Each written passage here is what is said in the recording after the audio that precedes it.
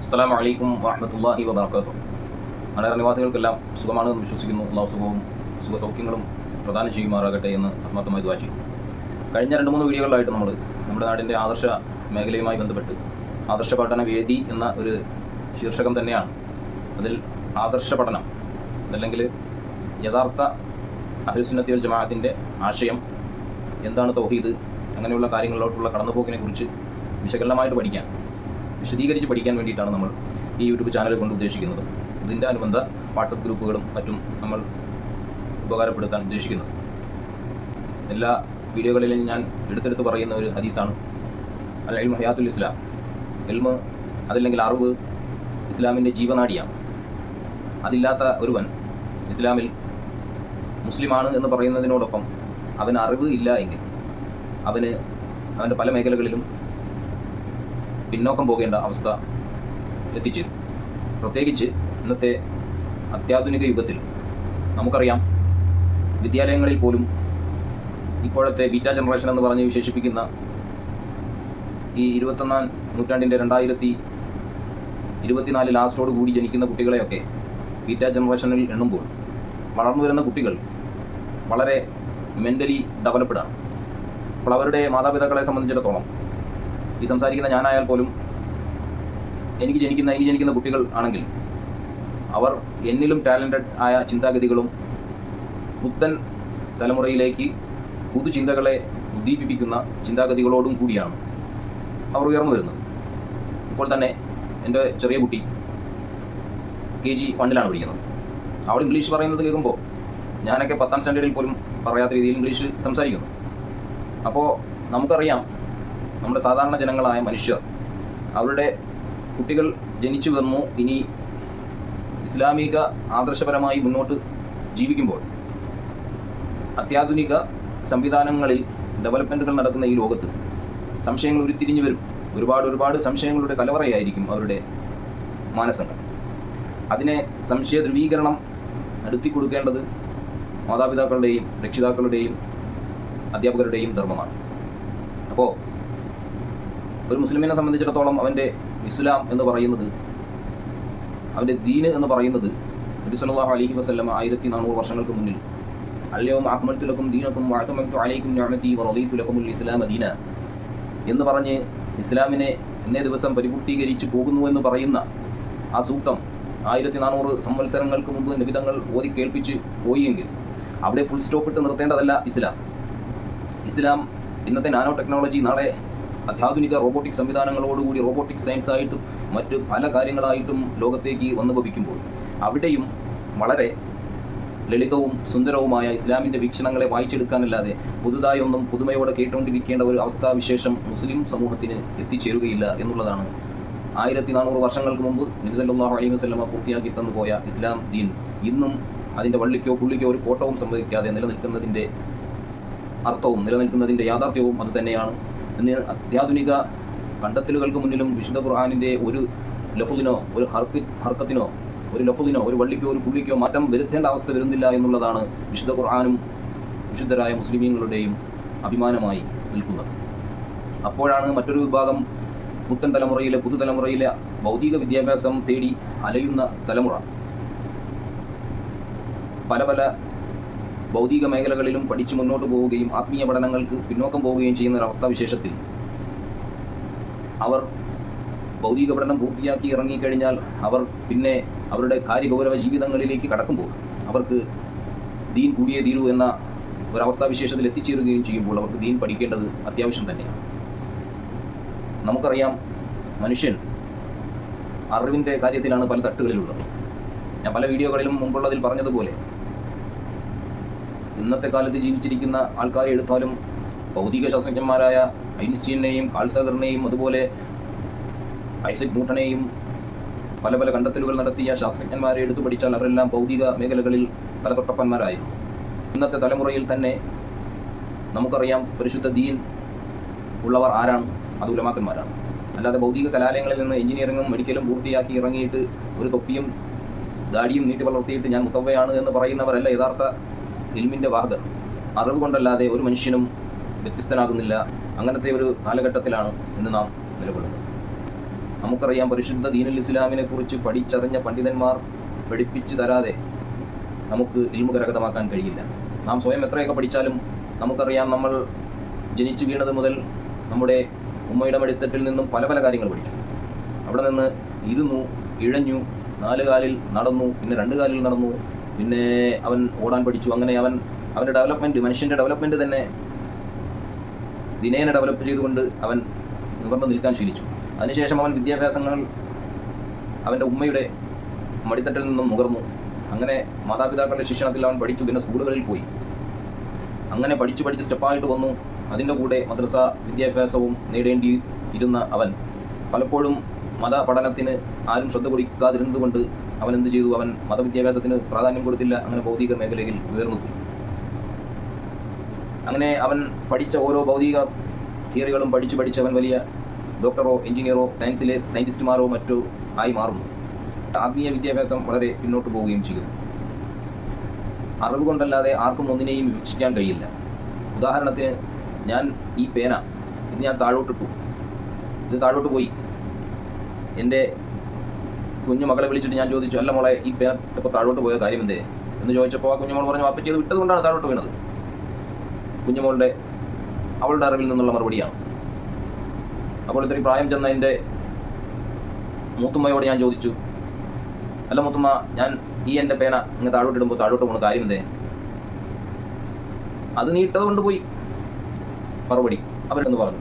രണ്ടുപേരുടെയും അറിവിൻ്റെ നിലവാരം വെച്ചിട്ട് അവർക്ക് അതേ പറയാൻ കഴിയുന്നു. അതേസമയം എൻ്റെ പെങ്ങളുടെ മകൻ എഞ്ചിനീയറാണ്. അവനെ ഞാൻ വിളിച്ചിട്ട് ചോദിക്കുന്നു, മോനെ, ഈ പേന ഞാൻ താഴോട്ടിട്ട് എന്തുകൊണ്ടാണ് താഴോട്ട് പോയത്? ഉടനടി അവൻ്റെ മറുപടി വരും, പെർഫെക്റ്റ് ആയിട്ടുള്ള മറുപടി വരും. എന്തുകൊണ്ട്? അവൻ പഠിച്ചിട്ടുണ്ട്. അവൻ നേരെ പറയുമ്പോൾ ന്യൂട്ടൻ്റെ ഗ്രാവിറ്റേഷണൽ തിയറി അനുസരിച്ച്, അല്ലെങ്കിൽ ഗുരുത്വാകർഷണ നിയമം അനുസരിച്ചിട്ടാണ് ഇത് താഴോട്ട് പോയത്. ഭൂമി ഏതൊരു വസ്തുവിനെയും ആകർഷിക്കുന്നു അല്ലെങ്കിൽ വലിച്ചെടുത്തുകൊണ്ടിരിക്കുന്നു എന്നുള്ള ന്യൂട്ടൻ്റെ തിയറി അനുസരിച്ചാണ് ഇത് ചലിക്കുന്നത് എന്ന് പറയുമ്പോൾ നാം മനസ്സിലാക്കേണ്ടതും ആത്മീയ വിദ്യയുടെ കാര്യത്തിലും അറിവ് ഏത് തലത്തിലാണോ അത് വെച്ചിട്ടേ അവന് അവൻ്റെ കാര്യങ്ങൾ ഗ്രഹിക്കാനും മനസ്സിലാക്കാനും കഴിയും. ഇപ്പോൾ ഞാൻ പറഞ്ഞ ഉദാഹരണത്തിൻ്റെ കുഞ്ഞുമകൾ, അവൾക്കൊന്നും അറിയില്ല. അതേപോലെയാണ് ആത്മീയ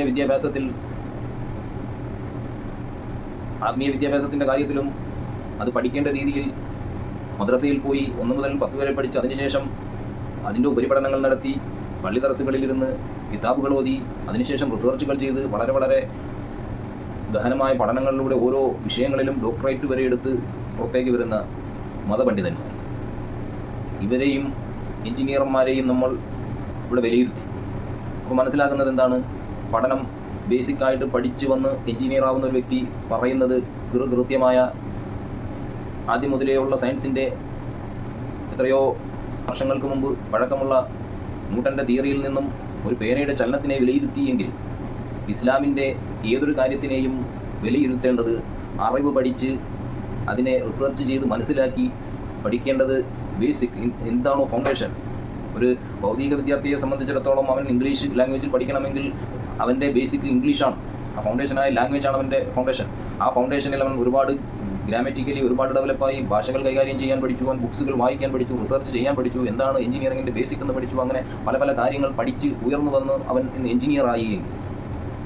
ആ എഞ്ചിനീയർ പറയുന്ന കാര്യങ്ങൾ കൃത്യമായി വിലയിരുത്തപ്പെടുന്നുവെങ്കിൽ, ആ എഞ്ചിനീയർ അപ്രോച്ച് ചെയ്ത ഡ്രോയിങ് അനുസരിച്ച് ബിൽഡിങ്ങുകളും മെക്കാനിക് പാർട്സുകളും നിർമ്മിക്കുന്നുവെങ്കിൽ, മതപരമായിട്ട് വിദ്യാഭ്യാസം മതപരമായത് ഇല്ലാത്തവർ മതം പറയാൻ നിൽക്കുമ്പോൾ അതനുസരിച്ച് മതത്തിനെ വിലയിരുത്താൻ നിന്നാൽ, എഞ്ചിനീയറിംഗ് പഠിക്കാതെ ഒരു ബിൽഡിംഗ് പണിയാൻ ഇറങ്ങുന്ന എഞ്ചിനീയർ വീട് പണിഞ്ഞാൽ എങ്ങനെയുണ്ടാകും? ആ വീടിന് നിലനിൽപ്പുണ്ടാവുമോ? അതിന് ആൾക്കാർ അംഗീകരിക്കുമോ? അതേ കാഴ്ചപ്പാടിൽ ഇസ്ലാമിൻ്റെ തിയറികളെ കീറിമുറിച്ച് പഠിച്ച് അതിൽ അറിവ് നേടിയ ഇമാമിങ്ങൾ ഇന്ന് ഭൗതിക വിദ്യാകലാലയങ്ങളിലെ ശാസ്ത്ര ബുക്കുകളുടെ അടിസ്ഥാനമെല്ലാം പഴയകാല സയൻറ്റിസ്റ്റുമാർ നിർവചിച്ച തത്വങ്ങളിൽ നിന്നും ഡെവലപ്പ് ചെയ്തെടുത്ത പലതുമാണ്. ഇന്ന് കാണുന്ന അത്യാധുനിക കമ്പ്യൂട്ടർ, ചാൾസ് ബാബേജ് എന്ന കമ്പ്യൂട്ടറിൻ്റെ പിതാവ് അന്ന് പഠിച്ചുവിട്ട കമ്പ്യൂട്ടറിൻ്റെ ടെക്നോളജി ആണതിൻ്റെ ബേസ്. ആ ബേസിൽ നിന്നും ഒരിക്കലും മാറിപ്പോകുന്നില്ല. എന്നതുപോലെ ഹബീബ് സല്ലല്ലാഹു അലൈഹി വസല്ലമ തങ്ങൾ മദീനയിൽ പൂർത്തിയാക്കിപ്പോയ ആ ദീൻ അതിന്നും ബുക്കുകളിൽ, കിതാബുകളിൽ, വലിയ വലിയ ഘനമുള്ള കിതാബുകളിൽ ലിഖിതമായി ഇമാമിയങ്ങൾ അതിനുശേഷം റിസർച്ച് ചെയ്തു സയൻറ്റിസ്റ്റുമാരെ, ഭൗതിക സയൻറ്റിസ്റ്റുമാരെ പോലെ ഇസ്ലാമിക സയൻറ്റിസ്റ്റുമാരായ ഷാഫി ഇമാമും, ഹനഫി ഇമാമും, ഹംബലി ഇമാമും, മാലിക് ഇമാമും തുടങ്ങുന്ന സയൻറ്റിസ്റ്റുമാരെക്കാളും റിസർച്ചുകൾ ചെയ്ത് മതവിധികൾ എഴുതിപ്പോയ ആ ഇമാമിയങ്ങളുടെ ഗ്രന്ഥങ്ങൾ, ആ ഇമാമിയങ്ങളുടെ നിയമങ്ങൾ, ആ ഇമാമിയങ്ങൾ പറഞ്ഞ നിയമങ്ങൾ, ഇവയെല്ലാം ഉച്ചത്തോടെ തള്ളാൻ ശ്രമിച്ചിട്ട് ഭൗതിക മേഖലയിൽ എന്തോ 2 സർട്ടിഫിക്കറ്റ് നേടിയിട്ട് മതം പറയാൻ നിൽക്കുന്നവൻ്റെ മതം കേട്ടിട്ട് മതത്തിനെ വിലയിരുത്താനും ആഖിറ വിജയം ലക്ഷ്യമാക്കി ഇബാദത്തുകളും മറ്റും കൃത്യപ്പെടുത്താനും ശ്രമിച്ചാൽ, എഞ്ചിനീയറിംഗ് പാഠവുമില്ലാതെ നിർമ്മാണങ്ങൾ പൂർത്തിയാക്കുന്ന എഞ്ചിനീയറുടെ പ്രോഡക്റ്റുകൾക്ക് മാർക്കറ്റിൽ ഒരു വാല്യൂമില്ല എന്ന് പറഞ്ഞതുപോലെ റിസർച്ചിങ് ചെയ്ത് നിയമങ്ങൾ എഴുതി എത്രയോ 100 വർഷങ്ങൾക്ക് മുമ്പ് എഴുതി വെച്ച നിയമത്തിൽ ഒരു നിയമം പോലും പള്ളിക്കോ പുള്ളിക്കോ മാറ്റം വരാത്ത നിയമങ്ങൾ എഴുതിപ്പോയ ഇമാമിയങ്ങളെ തള്ളിയിട്ട് മതം പഠിക്കാനും ഇബാദത്തുകൾ ചെയ്യാനും നിന്നാൽ മാർക്കറ്റിൽ വാല്യൂ ഇല്ലാത്ത എഞ്ചിനീയർ നിർമ്മിച്ച പ്രോഡക്റ്റുകൾ പോലെ അള്ളാഹുവിൻ്റെ അടുത്ത് സ്വീകാര്യമല്ലാത്ത ദീനായിരിക്കും നിങ്ങളുടെ അവസാന പ്രോഡക്റ്റായി നിങ്ങൾ തിരഞ്ഞെടുക്കുന്നതും. അതിലൂടെ നിങ്ങൾ നിങ്ങളുടെ ജീവിതം നയിച്ച് നാളെ ഖബറിൽ ചെല്ലുമ്പോൾ അവിടെ നിങ്ങൾക്ക് പരാജയമാണ് സംഭവിക്കുക എന്നുള്ള ഒരു യാഥാർത്ഥ്യമാണ് മനസ്സിലാക്കേണ്ടത്. അപ്പോൾ നമ്മൾ എന്ത് വേണം? അറിവിനെ എന്നും പഠിച്ചുകൊണ്ടേയിരിക്കുക, ഇമാമിയങ്ങൾ എഴുതി വെച്ച ഗ്രന്ഥങ്ങൾ വായിച്ചുകൊണ്ടേയിരിക്കുക, അതിനെ പഠിച്ചുകൊണ്ടേയിരിക്കുക, റിസർച്ച് ചെയ്തുകൊണ്ടേയിരിക്കുക. ഡോക്ടറേറ്റും എഞ്ചിനീയറിംഗും എടുക്കുന്ന ഭൗതിക വിദ്യാർത്ഥികൾ എന്നും റിസർച്ചിങ്ങിലാണ്. PG കഴിഞ്ഞ് ബാച്ചിലർ ഡിഗ്രി എടുത്തതിന് ശേഷം പിന്നെ PG തലങ്ങളിലോട്ട് പോകുന്നു, അത് കഴിഞ്ഞ് ഡോക്ടറേറ്റ് തലങ്ങളിലോട്ട് പോകുന്നു. അതുപോലെ തന്നെ ആത്മീയ വിദ്യാർത്ഥിയും അവൻ്റെ പ്രാഥമിക തലങ്ങൾ കഴിഞ്ഞവൻ ഗ്രാജുവേഷനും പോസ്റ്റ് ഗ്രാജുവേഷനും അതിലും എടുത്ത് റിസർച്ച് എടുത്ത് ഡോക്ടറേറ്റ് എടുക്കുമ്പോൾ ആ ഒരു തലം നമുക്ക് കൂടുതൽ മനസ്സിലാക്കാനും എങ്ങനെയാണ് അറിവിൻ്റെ വ്യാപ്തി എന്ന് മനസ്സിലാക്കാനും സാധിക്കും. അപ്പോൾ ഞാൻ പറഞ്ഞു വന്നതിൻ്റെ ആകത്തുക നിങ്ങൾക്ക് മനസ്സിലാകും. അറിവ് അൽ ഇൽമു ഹയാത്തുൽ ഇസ്ലാം എന്ന ഇൽമു കൊണ്ടല്ലാതെ ഇസ്ലാം പരിപൂർണമാകത്തില്ല എന്നുള്ള ആ ഒരു ക്യാപ്ഷൻ തന്നെ മുന്നോട്ട് വെച്ച് നമ്മൾ അറിവിന് വേണ്ടിയിട്ട് ഒരു പറ്റം യുവാക്കളെ നാട്ടിൽ സജ്ജീകരിക്കാൻ, അതിനു വേണ്ടിയിട്ട് ഭൗതിക കലാലയങ്ങളിലൂടെ പഠനം നടത്തി ഉന്നത പഠനങ്ങൾ പൂർത്തിയാക്കിയ നടയറയിലെ യുവാക്കൾ ഒരുപാട് പേരുണ്ട്. പലർക്കും മതപഠനങ്ങളിൽ ഒരുപാട് തിളങ്ങാൻ കഴിയാത്തവരുണ്ട്. ഒരു പുലിയുടെ ഫർള് എന്തെന്ന് ചോദിച്ചാൽ പറയാൻ കഴിയാത്തവരുണ്ട്. വുളൂവിൻ്റെ ഫർള് ചോദിച്ചാൽ എണ്ണി പറയാൻ കഴിയാത്തവരുണ്ട്. ഈ പറയുന്ന ഞാനും പലപ്പോഴും +2 കഴിഞ്ഞ് നമ്മുടെ നാട്ടിലെ ഈ ദീനി പഠനവേദിയിലേക്ക് കടന്നു ചെല്ലുമ്പോൾ പല മതനിയമങ്ങളും അറിയാതെ പല ഇബാദത്തും 15 വയസ്സിന് ശേഷം ചെയ്ത പല ഇബാദത്തുകളും മടക്കി ചെയ്യേണ്ട അവസ്ഥ എനിക്ക് വന്നിട്ടുണ്ട്. ഞാനൊരു ഉസ്താദിൻ്റെ മോനായിരിക്കെ തന്നെ പലതും എനിക്ക് വിട്ടുപോയി എങ്കിൽ മറ്റ് സാധാരണ നമ്മളെപ്പോലുള്ള ആൾക്കാരുടെ മക്കൾ അവർക്ക് പലപ്പോഴും ഇതിലും കൂടുതൽ കാര്യങ്ങൾ മിസ്സാവാൻ ചാൻസ് ഉണ്ട്. അപ്പോൾ ഈ ഒരു വേദി, പഠനവേദി, ദീനി പഠനവേദി, ഞാൻ ഉദ്ദേശിക്കുന്നത് നമ്മളെപ്പോലെ ഇനിയും നമ്മുടെ യുവാക്കൾ നാട്ടിൽ അത്തരക്കാരുള്ളവരെ പുതുതലമുറയ്ക്ക് വേണ്ടിയിട്ട് മതനിഷ്ഠയുള്ള ഒരു തലമുറയാക്കി ഇനി കടന്നു വരുന്ന കലികാലങ്ങൾ നിറഞ്ഞ ഈ തലമുറയിൽ, ഈ കാലഘട്ടത്തിൽ ഒരു ദീനി ക്ലാസ്സിന് നാട്ടിൽ തുടക്കം കുറിക്കേണ്ടതുണ്ട്. അതിനുവേണ്ടിയുള്ള എല്ലാ പരിശ്രമങ്ങളും ഇൻഷാ അല്ലാഹ് നമുക്ക് ഒരുമിച്ച് ചെയ്യണം. അതിനുവേണ്ടി എന്നോട് വാട്സപ്പിൽ നിങ്ങൾക്ക് ബന്ധപ്പെടാം. നമ്മുടെ നാട്ടിലും പ്രവർത്തകർ ഒരുപാട് പേര് കുട്ടികളെ തേടി അലയുന്നുണ്ട്. അവർക്കെല്ലാം നിങ്ങളെ കണ്ടു ക്ഷണിക്കാൻ കഴിഞ്ഞില്ല എങ്കിൽ ഇതൊരു ക്ഷണമാണ്. നമ്മൾ ഇന്ന് റീൽസും മറ്റും എല്ലാമാണെന്ന് ഒരുപാട് ട്രെൻഡിങ്, ഒരു മതപ്രഭാഷണം വെച്ചിട്ട് പറയുന്നതിൽ നിന്നും സോഷ്യൽ മീഡിയകളിൽ റീൽസായിട്ട് വരുന്ന പല കാര്യങ്ങളിൽ നിന്നുമാണെന്നും പുതുതലമുറയ്ക്ക് പലതും പഠിക്കാൻ കഴിയുന്നത് എങ്കിൽ നമുക്ക് ഈ ദഅവാ രംഗവും അതിലൂടെ ഉപയോഗപ്പെടുത്തിയാൽ എന്തുകൊണ്ട് ആവില്ല എന്നുള്ളൊരു ഉദ്ദേശം കൊണ്ടാണ് ഞാൻ ഇതിലേക്ക് ഇറങ്ങി തിരിച്ചത്. അപ്പോൾ ഇൻഷാ അല്ലാഹ് ഈ വീഡിയോ കാണുന്നവരെല്ലാം നമ്മുടെ ഈ ഒരു സദുദ്യമത്തിന് വേണ്ടിയിട്ട് പരിശ്രമിക്കുകയും ഞാനുമായിട്ട് ബന്ധപ്പെടുകയും, അതല്ലെങ്കിൽ നാട്ടിൽ മറ്റുള്ള ആൾക്കാർ ആരൊക്കെയാണ് ഇതിന് ബന്ധപ്പെടേണ്ടത് എന്നും ഞാനുമായിട്ട് ബന്ധപ്പെട്ടാൽ ഞാൻ അതിനുള്ള എല്ലാ സപ്പോർട്ടും നിങ്ങൾക്ക് നൽകുന്നതാണ്. ഇൻഷാ അല്ലാഹ് അടുത്ത വീഡിയോയിൽ നമുക്ക് കൂടുതൽ കാര്യങ്ങൾ സംസാരിക്കാമെന്ന ഉറപ്പോടുകൂടി തൽക്കാലം നിർത്തുകയാണ്. എല്ലാവർക്കും ഒരിക്കൽ കൂടി അസ്സലാമു അലൈക്കും വറഹ്മത്തുള്ളാഹി വബറകാതുഹു.